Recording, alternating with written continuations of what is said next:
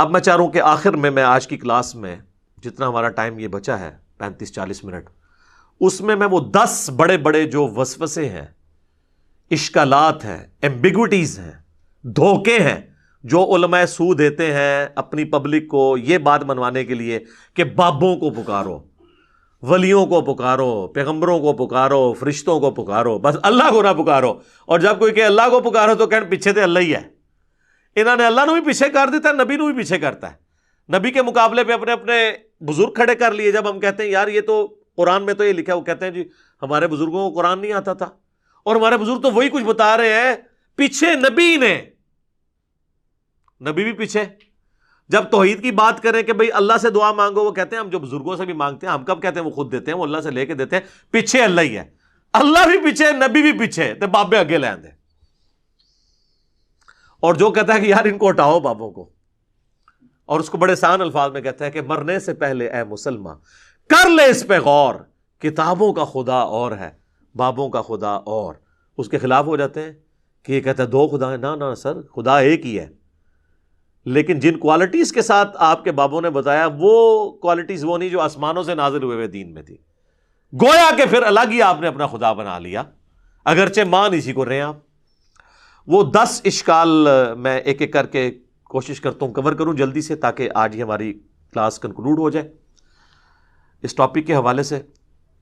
5 قرآن کے حوالے سے ہیں وہ اشکالات، اور 5 سنت یعنی صحیح الاسناد احادیث کے حوالے سے.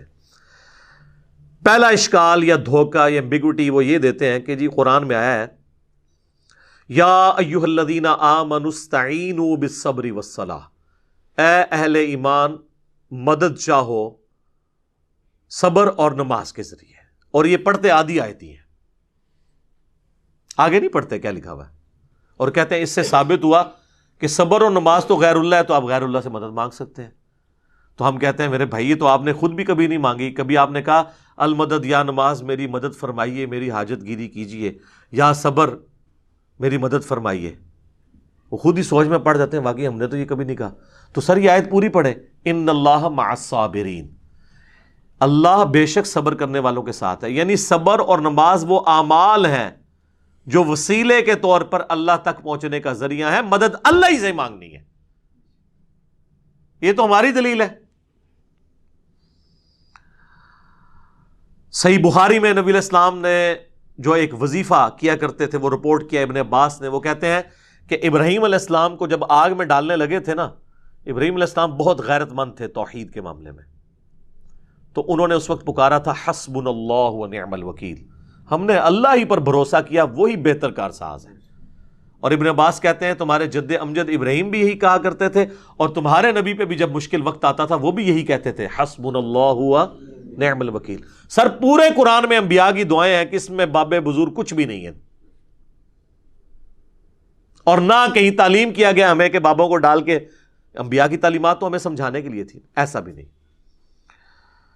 جامعہ ترمذی میں ایک حدیث ہے، اس کی صحیح سند المستدرک للحاکم میں ہے اور سنن نسائی الکبریٰ میں، کہ نبی صلی اللہ علیہ وآلہ وسلم ہر مصیبت اور پریشانی میں کہا کرتے تھے یا حی یا قیوم برحمتک استغیث، اے خود سے زندہ ہر چیز کو تھامنے والے میں تیری رحمت کے ساتھ تیری مدد کا سوال کرتا ہوں.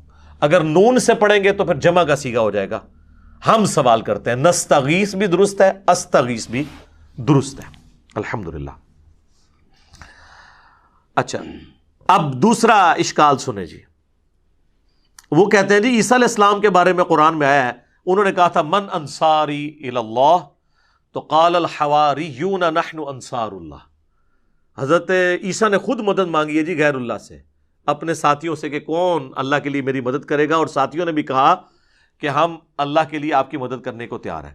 تو اس کا مطلب یہ ہے کہ حضرت عیسیٰ کے صحابہ جو ہیں وہ حضرت عیسیٰ کے مشکل کشا ہوئے نا پھر تو، یعنی حضرت عیسیٰ نہیں مشکل کشا، ان کے ساتھی ان کے مشکل کشا تھے. واہ واہ سبحان اللہ. اس کا یہ مطلب ہی نہیں ہے. وہ کہہ رہے ہیں کون اللہ کے لیے مدد کرے میری دین کے کاموں میں. اس میں یہاں کا لکھا ہوا ہے کہ ان کے ساتھی فوت ہو گئے تھے اور وہ قبر پہ جا کے کہتے تھے قبروں سے نکلو اور روحانی طور پر جسد امثالی کے ساتھ آ کر میری مدد کرو. یہ بھی ایک نوی ٹرم ہے. تو دوسری کہنا نا قاسم نوتوی صاحب 6 سال بعد کس طرح نکلے وہ دیوبند کی صلح کرانے کے لیے بیداری میں وہ کہتے ہیں جسد امثالی کے ساتھ ایک نیا ان کو جسم ملا تھا تو اسے قبر نکلا ہے. اچھا بریلویوں کے بابے نکل آئے تو وہ شرک، دیوبندیوں کے نکل آئے تو توحید. اپنی عقل کا علاج کروائیں. تو یہ تو بالکل ظاہری اسباب ہے. یہ وہی چیز ہے جو قرآن میں حکم ہے وَتَعَاوَنُوا عَلَى الْبِرِّ وَالتَّقْوَى وَلَا تَعَاوَنُوا عَلَى الْإِثْمِ وَالْعُدْوَانِ. نیکی پرہیزگاری کے کاموں میں ایک دوسرے کی مدد کرو، برائی کے کاموں میں نہ کرو. اس میں تو غیر اللہ کو غائب میں پکارا ہی نہیں جا رہا، نہ مرے ہوئے کو پکارا جا رہا ہے، نہ کسی دور والے کو، جو سامنے موجود ہے وہ تو سر آپ کافر سے بھی مدد لیں. صحیح بخاری میں حدیث ہے نبی علیہ السلام کی وفات اس حال میں ہوئی کہ آپ کی زرہ گروی رکھی ہوئی تھی یہودی کے پاس اناج کے عوض، تو آپ کافر سے بھی مدد لیں ظاہری اسباب میں. لیکن یہ تو نہیں ہے کہ کوئی فوت ہو گیا ہے اور سامنے موجود نہیں، آپ اس کو مدد کے لیے پکار رہے ہیں. نہیں، وہ نہ آپ کسی جن کو پکار سکتے ہیں، نہ فرشتے کو، نہ کسی پیغمبر کو، نہ کسی بزرگ کو. اور یہ تو حضرت عیسیٰ کے ساتھی تھے نا. اس طرح کی آیت تو قرآن میں نبی صلی اللہ علیہ وسلم کے لیے بھی ہے. سورۃ الاعراف میں آیت نمبر 157 ہے، جس میں اللہ تعالیٰ نے باقاعدہ حکم دیا ہے اہل ایمان کو کہ تمہارا ایمان اس وقت کامل ہوگا کہ جب تم نبی کی مدد کرو گے ان کے دین کے سلسلے میں. فالذین آمنوا بہ وعزروہ، جو ان پر ایمان لے کر آئے پھر ان کی عزت کی، ونصروہ اور ان کی مدد کی، واتبعوا النور الذی انزل معہ اور پیروی کی اس قرآن نور کی جو ان کے ساتھ نازل ہوا، اولئک هم المفلحون، وہ ہے فلاح والے. ہم آج بھی نبی علیہ السلام کی مدد کر سکتے ہیں ان کے دین کی اشاعت کر کے. تو اس کا کیا مطلب ہے ہم رسول اللہ کے مشکل کشا ہو گئے؟ نہیں، ہم تو اپنی مشکل دور کرنے کے لیے اللہ کے دین کا جو ہے وہ کام کر رہے ہیں. تو یہ معنی ہی کچھ اور تھا، اس کو بدل دیا. یقین کریں اگر یہ گوروں کو اردو آتی ہو نا تو کس طرح مذاق اڑائے ان کی باتوں کا کہ بات کیا تھی تو بنا انہوں نے کہاں سے کیا دی. تیسرا اشکال وہ کہتے ہیں جی سورۃ المائدہ میں آیا انما ولیکم اللہ ورسولہ والذین آمنوا، بے شک تمہارا پشت پناہ، تمہارا ولی، تمہارا دوست، تمہارا مددگار تو ہیں اللہ، اس کا رسول اور اہل ایمان. تو بالکل ہم مانتے ہیں. اس میں یہ کہاں سے ثابت ہو گیا کہ آپ ان کو پکار رہے ہیں؟ اہل ایمان حضور کے ساتھی آپ کے ساتھ آپ کے مددگار تھے، بالکل ٹھیک ہے. یہ تو نہیں ہوا کہ حضور علیہ السلام نے خیبر کے موقع پر حضرت حمزہ کو پکارا ہو جو فوت ہو چکے ہوئے تھے عہد میں کہ آئیں میری مدد فرمائیں. حضرت علی صاحب نے موجود تھے، ان کو بلایا. تو بالکل دوست بھی ہیں، پشت پناہ بھی ہیں جو اویلیبل ہیں. آج کی ڈیٹ میں صرف اللہ کو مدد کے لیے پکاریں گے اور اہل ایمان جو آپ کے سامنے موجود ہیں آپ ان کے ساتھ ساتھی ہوں گے. اور اس کو وہ سپورٹیو آیت ہے سورۃ الانفال کی آیت نمبر 62، ڈیسائسو ہے، بالکل واضح ہے. وَإِن يُرِيدُوا أَن يَخْدَعُوكَ، اے نبی اگر آپ کو خطرہ ہو نا کہ یہ کافر آپ کے ساتھ دھوکہ کریں گے، فَإِنَّ حَسْبَكَ اللَّهُ، تو بے شک اللہ آپ کے لیے کافی ہے. هُوَ الَّذِي أَيَّدَكَ بِنَصْرِهِ وَبِالْمُؤْمِنِينَ، وہ اللہ ہے جس نے اپنی طرف سے آپ کی مدد کی اور اہل ایمان کے ذریعے بھی آپ کی مدد کی، یعنی صحابہ کے ذریعے آپ کے ہاتھ مضبوط کیے. تو اس کا کوئی مطلب یہ لے گا کہ صحابہ حضور کے مشکل کشا تھے؟ نہیں، دین میں سپورٹیو تھے ظاہری اسباب کے طور پر. پھر اس کے آگے چل کے اللہ تعالیٰ نے کہا کہ ہم نے تو فرشتے بھی نازل کیے مدد کے لیے، لیکن کسی نے فرشتوں کو مدد کے لیے پکارا نہیں ہے ان جنگوں کے اندر. پھر 64 نمبر آیت میں آتا ہے یا ایھا النبی، اے اللہ کے نبی، حسبک اللہ، اللہ آپ کو کافی ہے، وَمَنِ اتَّبَعَكَ مِنَ الْمُؤْمِنِينَ، اور جو آپ کی اتباع کرنے والے مومنین ہیں وہ بھی آپ کو کافی ہیں. تو اس کا کیا مطلب ہے حضور جو ہے وہ حسبنا اللہ و نعم الوکیل کی بجائے وہ اپنے صحابہ کا حسبنا پڑھتے تھے؟ نہیں، آپ کے سپورٹیو تھے دین کے حوالے سے. جس طرح آج کی ڈیٹ میں ہم بھی نبی علیہ السلام کے سپورٹیو ہیں، ہم ان کے دین کا کام کر رہے ہیں الحمدللہ. اور اللہ سے امید کرتے ہیں اللہ تعالیٰ ہمیں جنت الفردوس میں اپنے محبوب علیہ السلام کا ساتھ نصیب کرے گا انشاءاللہ. اللہم انا نسألک جنت الفردوس مع النبیین والصدیقین والشہداء والصالحین، آمین.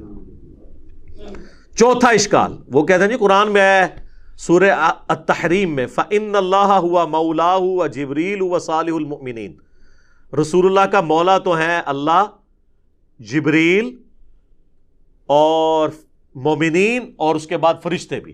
اچھا اس کا مطلب ہے کہ حضور علیہ السلام المدد یا جبرائیل کہتے تھے؟ نہیں، یعنی وہ ان کے پشت پناہ ہیں. جب اللہ تعالیٰ کسی کی ڈیوٹی لگاتا تھا وہ حضور کے ساتھ کام کرتے تھے. آپ کے صحابہ آپ کی خدمت گزاری میں تھے. یہ مطلب ہے. یہ تو نہیں کہ آج کی ڈیٹ میں آپ نے پکارنا ہے.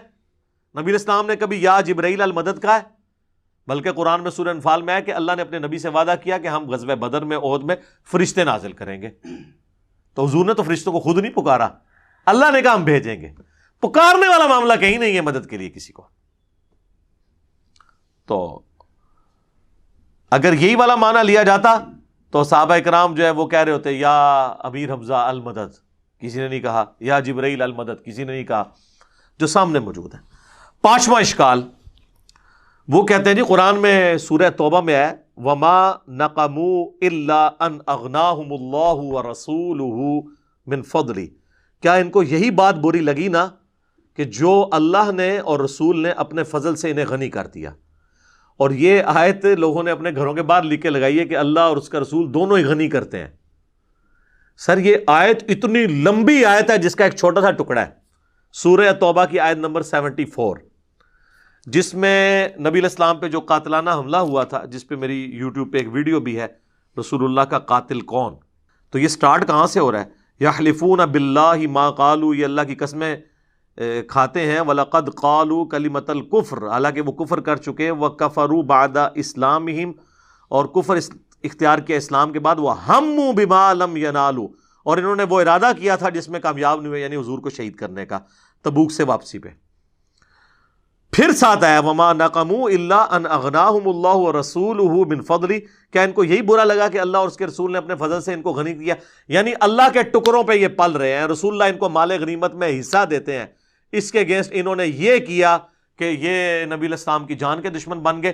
اس سے یہ کہاں سے ثابت ہو گیا کہ آپ نے اللہ کے رسول کو مدد کے لیے پکارنا ہے؟ یہ چیز ہی کچھ اور تھی اور انہوں نے کچھ اور بنا دی. کانٹیکسٹ بالکل واضح ہے. اور اس کو سپورٹیو وہ حدیث جو میں نے پچھلی دفعہ بیان کی تھی بخاری اور مسلم دونوں میں، کہ 70 صحابہ کو جب دھوکے سے شہید کرنے لگے تو انہوں نے کیا کہا؟ اے اللہ ہمارے نبی کو ہمارے حال کی خبر کر دینا. ہم اپنے رب سے مل رہے اس حال میں کہ ہم اپنے رب سے راضی، ہمارا رب ہم سے راضی، ہم حضور کے دین پر ثابت قدم ہیں. اے اللہ ہمارے نبی تک ہماری یہ خبر پہنچا دینا. اور بخاری کے الفاظ ہیں حضرت جبرائیل نے آ کے خبر دی. انہوں نے یہ بھی نہیں کہا کہ اے جبرائیل آپ خبر پہنچا دیں، یا رسول اللہ انظر حالنا، انہوں نے نہیں کہا. انہوں نے کہا اے اللہ آپ خبر کر دیں. تو اس سے 3 عقیدے میں نے کہا تھا کلیئر ہوئے: علم الغیب، حاضر و ناظر، اور مسئلہ استعانت یعنی غیر اللہ کو پکارنا.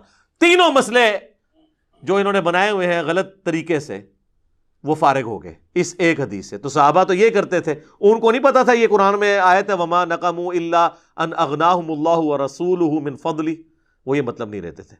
لے جی یہ 5 اشکال تو ختم ہوئے جو قرآن سے دیتے تھے. اب 5 احادیث والے بڑے مشہور ہیں، وہ بھی میں کور کر دوں. چھٹا اشکال، صحیح بخاری میں حدیث ہے جی میں کان بن جاتا ہوں، میں ہاتھ بن جاتا ہوں، میں پاؤں بن جاتا ہوں. پوری تصوف اس کے اوپر کھڑی ہوئی ہے، اور وہ اس لیے کہ یہ بھی آدھی حدیث پیش کرتے ہیں، پوری تو ان کی موت ہے. یہ صحیح بخاری میں حدیث ہے. نبی علیہ السلام نے فرمایا، حدیث قدسی ہے کہ اللہ تعالیٰ فرماتا ہے جس نے میرے ولی کے ساتھ دشمنی کی میرا اس کے خلاف اعلان جنگ ہے. اب ولی سے آپ کو انڈیا پاکستان کے ولی نہیں، یہ ولی اللہ کی بات ہو رہی ہے، جو اللہ کی عبادت کرتے تھے. جو اپنی عبادت کرواتے ہیں نا وہ اللہ کے ولی نہیں ہیں، ان سے اعلان جنگ ہے میرا. صحابہ اہل بیت ان کے پیٹرن پہ چلنے والے وہ امام جنہوں نے ان کی تعلیمات ہم تک پہنچائی، اعلان جنگ ہے. اور میرا بندہ میرا قرب کسی چیز سے حاصل نہیں کر سکتا جو فرائض میں پابندی سے حاصل کرتا ہے. پہلی چیز فرض ہے، پھر نوافل کے ذریعے میرا اتنا قرب حاصل کرتا ہے کہ میں اس کے کان بن جاتا ہوں جس سے وہ سنتا ہے، میں اس کے ہاتھ بن جاتا ہوں جس سے وہ پکڑتا ہے، میں اس کی آنکھیں بن جاتا ہوں جس سے وہ دیکھتا ہے، میں اس کے پاؤں بن جاتا ہوں جس سے وہ چلتا ہے. بس اتنا کر کے وہ کہتے ہیں جس کے ہاتھ اللہ کے ہاتھ بن جائیں پھر ایتھوں اوتھے نہیں پہنچن گے، اے ابو کو رزلٹ کر لیندے. اور یہ عربی کے محاورے میں بات ہو رہی ہے، یعنی اس کا اوڑھنا بچھونا میں بن جاتا ہوں، یعنی میں اسے اسپیشل پروٹیکشن دے دیتا ہوں. ایک بار جب وہ کوشش کرتا ہے پھر اس کے ہاتھ پاؤں کان آنکھیں میری اطاعت میں ہی اٹھتی ہیں. وہ کہتے ہیں جی یہ تو وہ پہلے ہی کر رہا تھا تبھی اس کو انعام ملا. پھر انعام کیا ہوا؟ پہلے تو اس نے کوشش کی نا، انعام اس کو یہ ملا کہ اللہ اسے استقامت دیتا ہے، جو قرآن میں بھی آیا قل ان صلاتي ونسكي ومحياي ومماتي للہ رب العالمین. اے نبی تم فرماؤ بے شک میری نماز، میری قربانی، میرا جینا، میرا مرنا سب اللہ کے لیے. اچھا اس آیت اس حدیث کا اگلا حصہ نہیں پڑھتے، اگلے الفاظ ہیں کہ جب وہ مجھ سے کوئی دعا کرتا ہے میں دعا قبول کرتا ہوں، اور جب مجھ سے پناہ طلب کرتا ہے اپنے دشمن کے اگینسٹ تو میں اسے پناہ عطا کرتا ہوں۔ تو میرے بھائی، جس کا ہاتھ اللہ خود بن چکا ہے وہ دشمن کی گیچی خود کیوں نہیں مروڑ دیتا؟ اللہ سے کیوں مانگ رہا ہے؟ اس لیے کہ کوئی نہیں ایسے کر سکتا، اللہ ہی سے مانگنا ہے، ورنہ وہ کہتے ہیں ہاتھ بن گیا، پاؤں بن گیا تو اب وہ جو مرضی کرے۔ اور ویسے آپ کو شرم نہیں آتی کہ اللہ کا پاؤں کوئی بنے گا؟ اس کا فزیکل معنی آپ لیں گے کہ اللہ کسی بزرگ کا پاؤں ہے، تو پھر آپ پہ 295C لگے گی، آپ اس پیغمبر کی بھی توہین کریں گے اور اللہ کی بھی۔ تو یہ بات ہو رہی ہے محاورتاً، اور آگے الفاظ حدیث کی اس کی حفاظت کر رہے ہیں، لہٰذا یہاں سے دھوکہ دینا بند کریں۔ اور اس کو سپورٹیو حدیث ہے بخاری مسلم دونوں میں، اما عائشہ کہتی ہیں جب بادل نظر آتے نا اور آندھی چلتی تو ہم لوگ خوش ہوتے کہ بارش آئے گی، اور حضور صلی اللہ علیہ وسلم کے مبارک چہرے پر پریشانی کے آثار آ جاتے ہیں۔ تو میں کہتی اللہ کے نبی، لوگ تو خوش ہو رہے ہیں بارش آئے گی اور آپ پریشان ہو رہے ہیں، تو آپ فرمایا کرتے اے عائشہ مجھے کیا پتا کہ ان بادلوں سے آگ برسے گی یا بارش کا پانی؟ تو کسی نے نہیں کہا یا رسول اللہ آپ کو نہیں پتا بارش کا پانی برستا ہے؟ لیکن حضور کا یقین اللہ پہ دیکھیں۔ پھر آپ نے سورہ الاحقاف کی وہ آیت تلاوت کی کہ قوم عاد پہ عذاب اسی طریقے سے آیا تھا کہ سخت گرمی کے بعد ایک بادل نمودار ہوا اور وہ ساری قوم اس کے نیچے آ گئی، اور کہا کہ ابھی بارش برسے گی، اس میں سے آگ نکلی، سب ہلاک ہوئے۔ حضور نے سورہ احقاف کی آیت پڑھ کے کہا کہ مجھے بتاؤ عائشہ، مجھے کیا پتا کہ اس بادل میں سے عذاب آنے والا ہے یا اللہ کی رحمت؟ اور پھر حضور علیہ السلام یہ دعا کیا کرتے اے اللہ اسے ہمارے لیے رحمت بنا دے جو بادل آئے ہیں۔ اگر حضور علیہ السلام اپنے بارے میں کہہ رہے ہیں کہ مجھے نہیں پتا کہ اس میں سے کیا ہونا ہے، تو آپ بابوں کے بارے میں کیا کہہ سکتے ہیں؟ وہ اشارہ کر کے یہ کر دیں گے تو وہ کر دیں گے۔ حضور علیہ السلام کا ذرا یقین دیکھیں کہ فیصلے اللہ نے کرنا ہے۔ تو میرا خیال ہے یہ کافی ہے، ہاتھ بن جاتا ہوں، پاؤں بن جاتا ہوں، اس کی اگر پریکٹیکل مثال ہوتی تو نبی علیہ السلام کی مبارک ذات ہوتی۔ البتہ اس میں جہاں معجزات ہیں وہ ہم مانتے ہیں، جو بخاری مسلم میں آپ نے دعا کی، بارش نازل ہو گئی، پھر اگلے خطبے میں وہی بندہ کھڑا ہوا، پورے ہفتے تک بارش ہوتی رہی، اس نے کہا یا رسول اللہ ہمارے تو گھاٹ ٹپک رہے ہیں، تو آپ نے مبارک انگلی سے اشارہ کیا، اللہ تعالیٰ نے آپ کی دعا قبول کی، وہ معاملہ علیحدہ ہے۔ یہ تو رپورٹ ہوئی ہیں چیزیں، آپ جو بابوں کے بارے میں سٹوریاں بتا رہے ہیں وہ کوئی رپورٹ نہیں ہوئی ہیں، سب جعلی ہیں۔ اور اگر آپ کہتے ہیں اصلی ہے تو کر کے بتاتے سر، اے کوڑا تھا اے میدان۔ ایک نگاہ مار کے یوٹیوب سے نبی علیہ السلام سے متعلق گستاخانہ ویڈیو ہی ڈیلیٹ کرا دیں، تہاڈی بزرگی کس دیہڑے کام آونی ہے؟ کس دن کام آئے گی آپ کی بزرگی؟ آئے نا۔ ہمیں تو آپ کہتے ہیں امت مر جائے اگر حضور کے گستاخانہ خاکے مان رہے ہیں، امت تو بعد مرے، پہلے وہ بابے کیوں نہیں مر جاندے جنہوں کی ڈیوٹیاں نے؟ ان کے پاس تو اختیار بھی ہے، اور وہ امتی نہیں ہے، انہیں اپنے نبی کا درد نہیں ہے، ان کو تو ہم سے زیادہ ہونا چاہیے نا۔ تو آپ یہ بھی کہا کریں وہ سارے بابے بھی مر جان جنہاں کو اختیار ہے نگاہ مار کے ڈیلیٹ کرنے دا، وہ نہیں کروا رہے۔ علمی طور سے تو ویسے مر گئے نے، ہوں تو دوسرے طریقے نال بھی مارنا ہے، جاتے اس طریقے نال مارو، ساڑی جان چھڈو۔ اچھا جی، ساتواں اشکال، وہ کہتے ہیں نہیں مسلم شریف میں حدیث ہے حضور نے ایک صحابی سے کہا کہ مانگ کیا مانگتا ہے؟ حضرت ربیعہ سے جو وضو کروایا کرتے تھے، سل ربیعہ، تو انہوں نے کہا جنت میں آپ کا پڑوس مانگتا ہوں۔ تو دیکھیں حضور نے جنت عطا فرما دی۔ سر یہ حدیث پوری تو پڑھے، اس کے آگے الفاظ ہیں، نبی علیہ السلام فرمایا اس کے علاوہ بھی کچھ مانگنا ہے تو مانگ لو۔ کہا نہیں یا رسول اللہ آپ کا پڑوس ہی چاہیے، تو آپ نے فرمایا کثرت سجود سے میری مدد کر۔ اب اس کو آپ نے وہ نہیں لینا کہ بھی حضور کا مشکل کشا وہ بن گیا تھا، آپ تو ہر جگہ مدد دیکھ کے تو مشکل کشا بنا دیتے ہیں۔ کثرت سجود سے میری مدد کر، یعنی تم زیادہ عبادت کرو، میری مدد کرو کہ میں اللہ کو سفارش ڈال سکوں کہ یہ نیک بندہ اس کو میرے ساتھ کر دے۔ بالکل واضح ہے، بس سل ربیعہ سل ربیعہ سل ربیعہ، جنت مانگ لی جنت مانگ لی، اگے بھی ٹورو نا کیویں ملی جنت؟ ٹھیک ہے، تو جنت تو انشاءاللہ آپ کو بھی مل جائے گی۔ صحیح مسلم میں حدیث ہے جو اذان کا جواب دے اس کے بعد دروشی پڑھے اور الوسیلہ والی دعا مانگے، میری شفاعت اس کے لیے حلال ہو جائے گی۔ اللہم صلی علی محمد وعلی آل محمد۔ تو یہ تعلیم آپ کی دیکھیں کیا ہے، صحیح مسلم میں حدیث ہے، نبی علیہ السلام فرمایا اے ابو ہریرہ جو چیز تمہیں نفع دے اس کے لیے پوری کوشش کرو، اور دیکھنا کاہلی نہ کرنا، سستی نہ کرنا، اور اللہ سے مدد مانگ کے چلنا۔ پھر بھی رزلٹ تمہارے خلاف آئے تو کبھی نہ کہنا کہ اگر میں یہ کر لیتا تو یہ ہو جاتا، اگر میں وہ کر لیتا تو وہ ہو جاتا. یہ اگر مگر شیطان کا دروازہ کھول دیتے ہیں. یہ صحیح مسلم میں تقدیر والے چیپٹر کی آخری حدیث ہے، کتاب القدر چیپٹر کی. امام مسلم نے اس کے اوپر کنکلوڈ کیا ہے کہ تقدیر پہ کوئی تکیہ کر کے یہ نہیں ہے کہ کوشش چھوڑ دے، سستی نہ کرنا، کاہلی نہ کرنا. یہ نہیں ہے کہ خالی پیپر دے آؤ، اس پہ دروشی پڑھ کے پھونک آؤ، اس سے نہیں کو پاس ہوگا. کوشش کرو، اس تو بعد بے شک جو مرضی پڑھ کے پھونکتے رہو. سستی اور کاہلی نہ کرنا، پھر اللہ سے مدد مانگنا. تو نبی علیہ السلام تو کہتے ہیں مدد اللہ سے مانگنا. اور وہ ڈیسائسو حدیث ہے جو جامع ترمذی میں ہے، مشکات میں موجود ہے. نبی علیہ السلام نے، ابن عباس کہتے ہیں، مجھے سواری کے پیچھے سوار کیا اور مجھے کہا ہے بیٹے، اللہ اکبر، اللہ کے حقوق کی حفاظت کر، اللہ تیری حفاظت کرے گا. ذرا الفاظ غور سے سنیں. اللہ کے حقوق کی حفاظت کر، اللہ تیری حفاظت کرے گا. کیا زبردست الفاظ ہے. اور اللہ تعالیٰ کے احکامات کی پیروی کر، تو ہمیشہ اپنے رب کو اپنے سامنے پائے گا. تیری مدد کے لیے وہ ہر وقت ہوگا. اور جب بھی تجھے سوال کرنا ہو تو صرف اللہ ہی سے کرنا، اور جب مدد مانگنی ہو وَاسْتَعِن بِاللَّهِ تو صرف اللہ سے مدد مانگنا. اور بچے جان لے، اگر پوری امت مل کے تجھے ذرے کے برابر بھی نقصان پہنچانا چاہے اور اللہ نہ چاہے تو نہیں پہنچا سکیں گے. اور اگر ساری امت، زمین و آسمان کی ساری مخلوقات مل کے ذرے کے برابر تمہیں فائدہ بھی پہنچانا چاہے، نہیں پہنچا سکیں گی مگر جو اللہ چاہے. اور پھر حضور نے اس کو مزید مور لگائی. آپ نے فرمایا کہ تقدیر کے صحیفے خشک ہو چکے ہیں اور قلم اٹھا لیے گئے ہیں، یعنی جو اللہ نے فیصلہ کیا ہے نا وہی ہونا ہے. یہ حدیث کتنی ڈیسائسو ہے. نبی علیہ السلام اپنے اصحاب کی تربیت کرتے تھے کہ مانگنا ہے تو اللہ سے مانگنا ہے.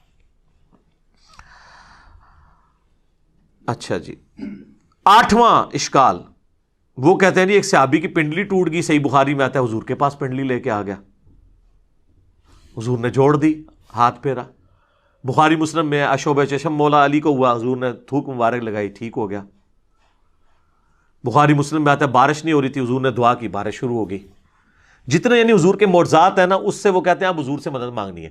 سر یہ آج اگر نبی علیہ السلام دنیا میں موجود ہوں تو ہم اپنا ہر مسئلہ حضور کے پاس ہی لے کے جائیں گے. مسئلہ ہے حضور کی وفات کے بعد کا، جب آپ سے ہم کمیونیکیٹ نہیں کر سکتے. نہیں تو مجھ سے پھکی لے لیں. ثقیفہ بنی ساعدہ کے اندر جو کچھ ہوا، جس کی وجہ سے آج تک امت 2 ٹکڑے ہے، سنی شیعہ اختلاف، تو مولا علی اور ابو بکر کیوں نہیں حضور کی قبر پہ چلے گئے یا رسول اللہ؟ بلکہ میت بھی باہر تھی 2 دن تک، تو یا رسول اللہ فیصلہ کریں آپ کا سکسیسر کون ہے. نہیں. جنگ جمل صفین نہروان کے وقت کسی نے روضہ شریف میں جا کے حضور سے مشورہ کیوں نہیں کیا؟ سیدہ عائشہ 47 سال تک اس حجرے میں رہیں جہاں پہ قبر مبارک تھی، کوئی مشورہ؟ کچھ بھی نہیں. آپ کے فضائل درود میں شیخ زکریا لکھتے ہیں، تبلیغی جماعت والے اور دعوت اسلامی کے الیاس قادری صاحب فضائل سنت میں، کہ 555 ہجری میں شیخ احمد رفاعی کے لیے حضور نے قبر سے ہاتھ باہر نکال لیا اور 90,000 لوگوں نے یہ منظر دیکھا. اس زمانے میں جب جو ہے مسجد نبی میں 90,000 کا مجمع بھی نہیں تھا آتا. کہانی. اور دیکھنے والوں میں شیخ عبد القادر جیلانی کا نام بھی ذکر کیا جاتا ہے.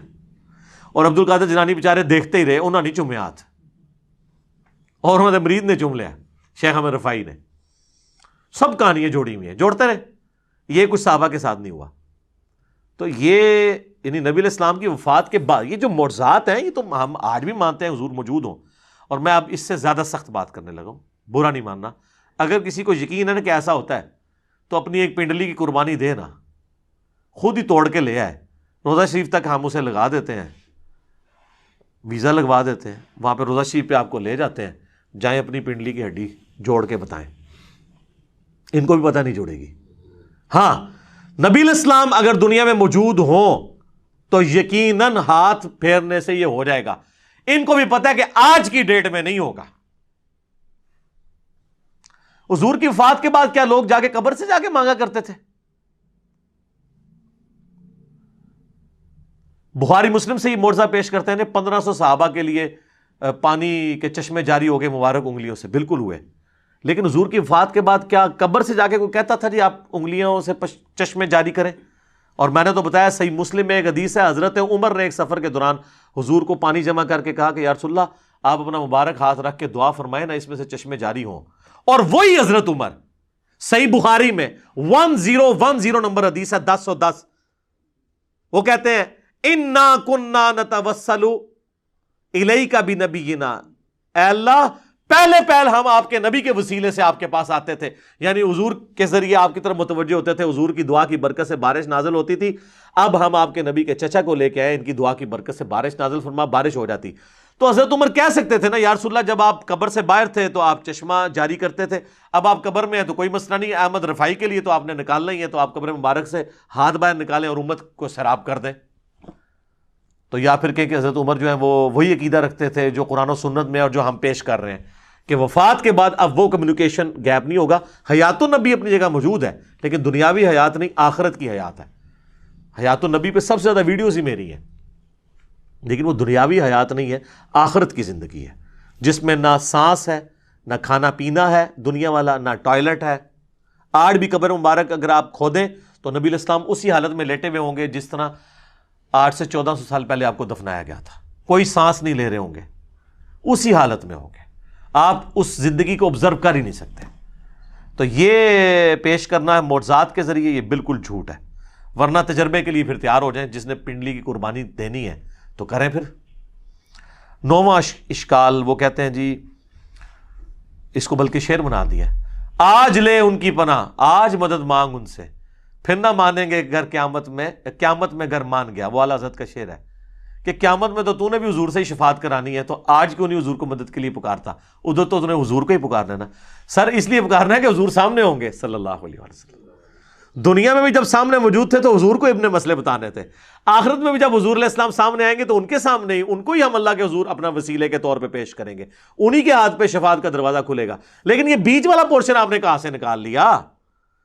جیسے آپ تراویح سے 20 تراویح نکال لیتے ہیں اور یوفون سے یوفون نکال لیتے ہیں، مسقال ذرۃ خیر یرا سے مسقال نکال لیتے ہیں، الفاظ کے میچ کرنے سے وہ چیزیں نہیں نکل آتی. تو حدیث شفاعت والا معاملہ ڈیفرنٹ ہے. ورنہ میں نے حضرت عمر والا بتا دیا، وہ تو کہتے ہیں جب تک نبی موجود تھے ان کے ذریعے متوجہ ہوتے تھے، اب ان کے چچا کو ان کی دعا کی برکت سے. وہ کہتے ہیں جی مصنف ابن ابی شیبہ میں ایک روایت ہے اور حافظ ابن کثیر نے بھی نقل کی ہے سورہ نساء کی آیت نمبر جو 64 ہے، وَلَوْ أَنَّهُمْ إِذْ ظَلَمُوا أَنفُسَهُمْ جَاءُوكَ، جب اپنی جانوں پر ظلم کرو تو حضور کی خدمت میں حاضر ہو جاؤ، حضور شفاعت کریں گے تو اللہ توبہ قبول کرے گا. اس آیت کے کانٹیکسٹ میں ابن کثیر بھی لے کے آئے کہ ایک جو ہے نا وہ اعرابی حضور کی قبر پہ حاضر ہوا اور کہا یا رسول اللہ قرآن میں تو حکم ہے کہ یہ حکم حضرت عمر کو نہیں پتا تھا اور ایک پینڈو کو پتا چل گیا، اپنی عقل کا علاج کراؤ. اسی لیے کہا گیا نا علیکم بسنتی وسنت الخلفاء الراشدین المہدیین. صحیح بخاری 1010 میں تو حضرت عمر کہہ رہے ہیں اللہ جب تک نبی موجود تھے ہم ان کو وسیلے کے طور پہ پیش کرتے تھے، اب ان کے چچا کو لے کے آئے ہیں.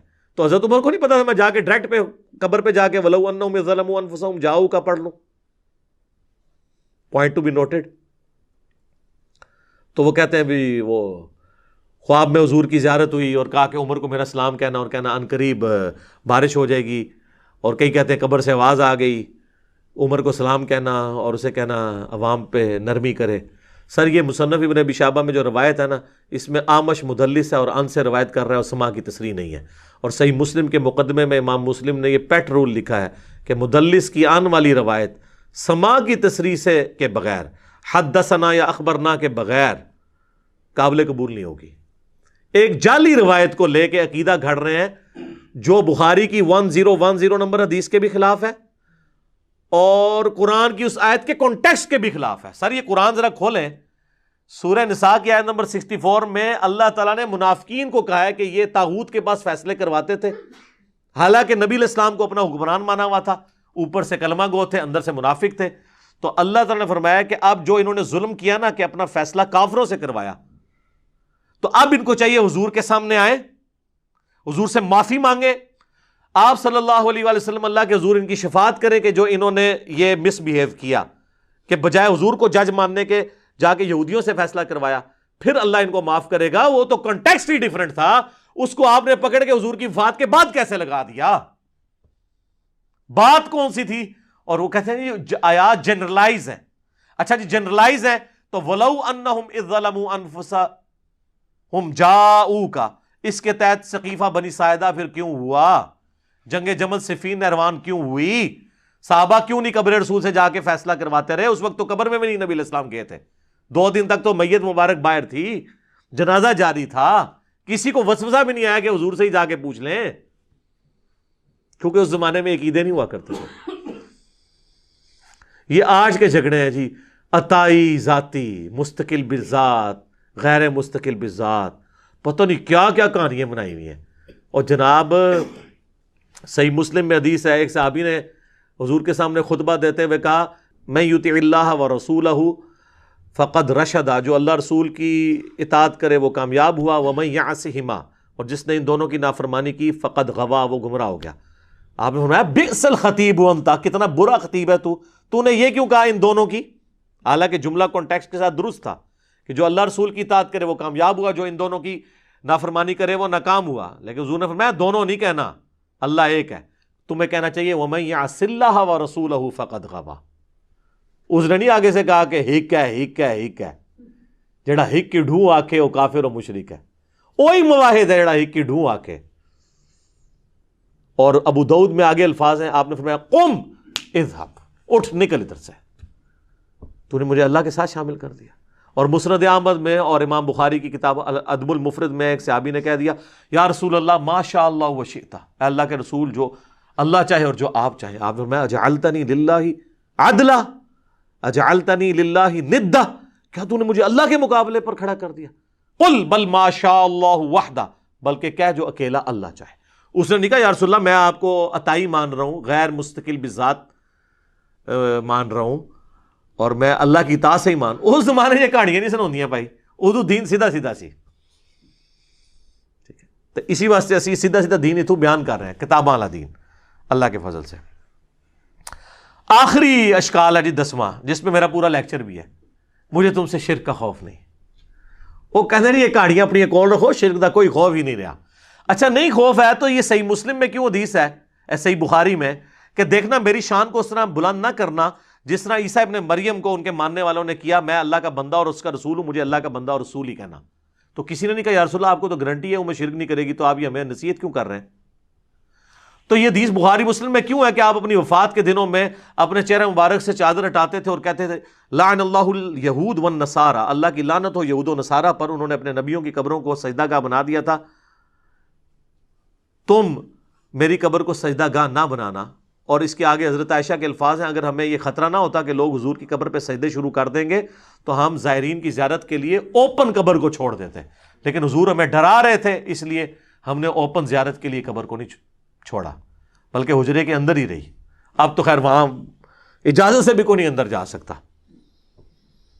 تو کسی کو نہیں پتا تھا مجھے تم سے شرک کا خوف نہیں۔ تو اس پہ میری پوری یوٹیوب پہ ویڈیو پچھلے دنوں ریکارڈ ہوئی ہے، مجھے تم سے شرک کا خوف نہیں۔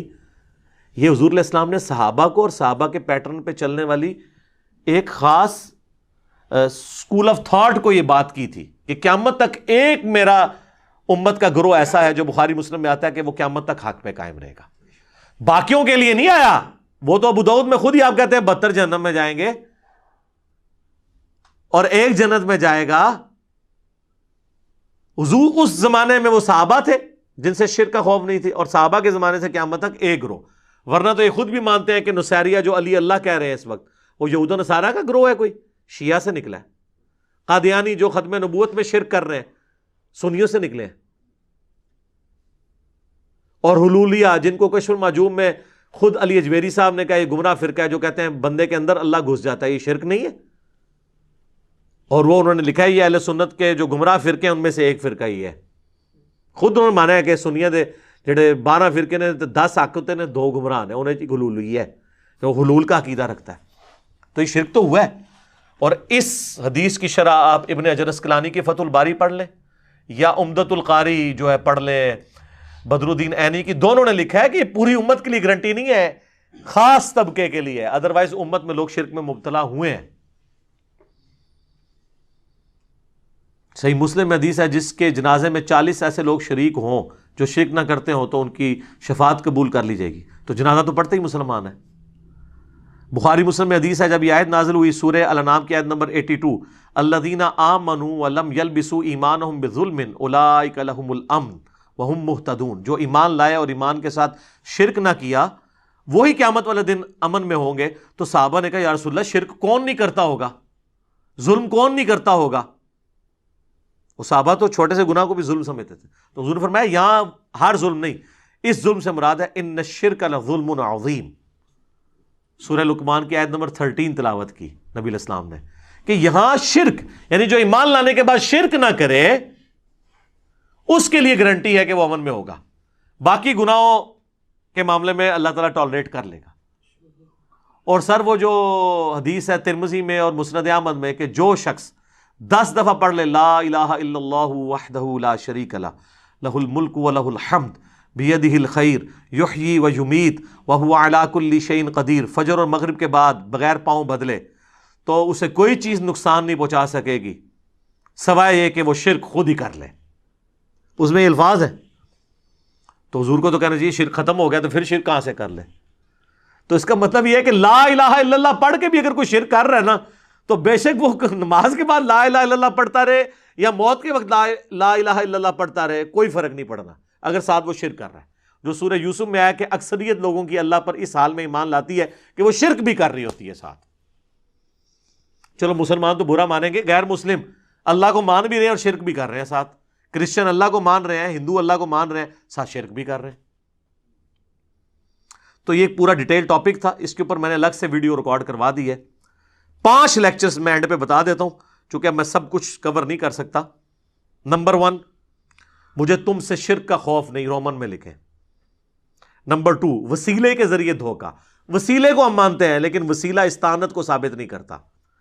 نمبر 3، قصہ موسیٰ اور خضر، اس کے اوپر پوری تصوف کھڑی کی ہے، پورا لیکچر دیا ہے۔ نمبر 4، تخت بلقیس، کہتے بندہ لبو کیڑا سی، بندہ لب لے میں لب لے، اللہ نے ایسا بندہ اٹھ چھڑیا ہے کہ انہیں سارے بندے لب لینے۔ اور 5واں حضرت اویس کرنی، وہ کہتے ہیں ویسی روحانی سلسلہ ہوتا ہے۔ یہ 5 لیکچرز ہیں، یعنی یہ 5 گھنٹے مزید ہیں، لیکن قرآن کلاس متحمل نہیں ہے۔ ایک ایک حدیث جے پی جی ڈسپلے کروایا ہے، ایک ایک حدیث کا نمبر ڈسپلے کرایا ہے۔ یہ 5 لیکچر آپ دیکھیں تو اسی کے ساتھ ریلیٹڈ ہیں، وہ انشاءاللہ تعالیٰ آپ کو ساری کی ساری گیم سمجھ آ جائے گی۔ آخر میں حدیث بیان کرتا ہوں، بخاری مسلم دونوں میں حدیث ہے، تم بھی اگلے لوگوں کے راستے پہ چل پڑو گے قدم بقدم بالشت بر بالشت، حتیٰ کہ ان میں سے کوئی گوہ کے سوراخ میں داخل ہوا تو تم بھی وہی کام کرو گے۔ صحابہ نے کہا یہ اگلے لوگوں سے مراد کیا یہود و نصارہ ہیں؟ آپ نے فرمایا اگر وہ مراد نہیں تو اور کون مراد ہے؟ تو ڈاکٹر اشرف آصف جلالی صاحب نے کہا کہ یہاں یہود و نصارہ کا فیشن مراد ہے، شرکی عقائد مراد نہیں ہے۔ ہم نے کہا نا، اس حدیث کا بھی شان نزول شاد ارشاد موجود ہے جامعہ ترمذی میں اور مشکات میں بھی موجود ہے کہ صحابہ کہہ رہے ہیں کہ ہم غزوہ حنین کے موقع پر ایک درخت کے پاس سے گزرے جسے ذات انوات کہا جاتا تھا، اور مشرکین عرب جنگ کے لیے اپنا اسلحہ اس پہ پہلے لٹکاتے تھے تاکہ اس سے برکت حاصل کریں، ان کا عقیدہ تھا اس سے ہم جنگ جیت جائیں گے۔ تو صحابہ نے جب دیکھا تو کہا یا رسول اللہ آپ بھی ہمارے لیے کوئی اس طرح کا ایک درخت مقرر کر دیں۔ ہائے ہائے، آپ نے کہا سبحان اللہ، آج تو تم نے وہی بات کر دی جو موسیٰ کے ماننے والوں نے کی تھی۔ پھر نبی علیہ السلام نے سورۃ الاعراف کی آیت تلاوت کی کہ موسیٰ کے ساتھی جب ایک جگہ سے گزرے جہاں پہ کچھ لوگ بتوں پر دھیان کیے ہوئے اعتکاف بیٹھے تھے، تو کہا ہمارے لیے بھی اللہ کا کوئی بت بنا دیں۔ حضور نے کہا تم مجھ سے اللہ کا بت مانگ رہے ہو؟ کسی نے نہیں کہا یا رسول اللہ ہم نے اللہ کا بت کہا، ہم تو فیض کے لیے ایک درخت مانگ رہے ہیں، تو اسی قبرہ پہ چٹ دے ہو۔ حضور نے درخت نہیں چٹن دیتا اور کہا کہ اے بھی اللہ کا بت بنان لگے ہو تسی۔ تو آپ فرمایا تم نے موسیٰ کے ماننے والی بات کر دی۔ پھر آپ فرمایا اللہ کی قسم تم بھی اگلے لوگوں کے پیچھے چل پڑو گے، یعنی جو جو شرکیہ کام انہوں نے کیے تم بھی کرو گے، یعنی اس امت میں بھی یہ کام آئیں گے۔ تو یہ حدیث بخاری مسلم کی وہ شرح بیان کر رہی ہے کہ یہاں مراد فیشن نہیں ہے بلکہ شرکیہ عقائد ہیں جن سے اللہ تعالیٰ ہمیں محفوظ رکھے۔ اللہ تعالیٰ سے دعا ہے جو حق بات میں نے کہی اللہ تعالیٰ ہمارے دلوں میں راسخ فرمائے، اگر جذبات میں میرے منہ سے کوئی غلط بات نکل گئی تو اللہ تعالیٰ ہمارے دلوں ہی سے معاف کر دے، ہمیں شرک کی لعنت سے بچائے، توحید کے اوپر قائم رکھے اور اس کا سپاہی بننے کی توفیق عطا فرمائے۔ امام الموحدین صلی اللہ علیہ وآلہ وسلم کی قیامت والے دن ہمیں شفاعت نصیب فرمائے۔ سبحانک اللہم وبحمدک اشہد ان لا الہ الا انت استغفرک واتوب الیک وما علینا الا البلاغ المبین۔ جزاکم اللہ خیرا۔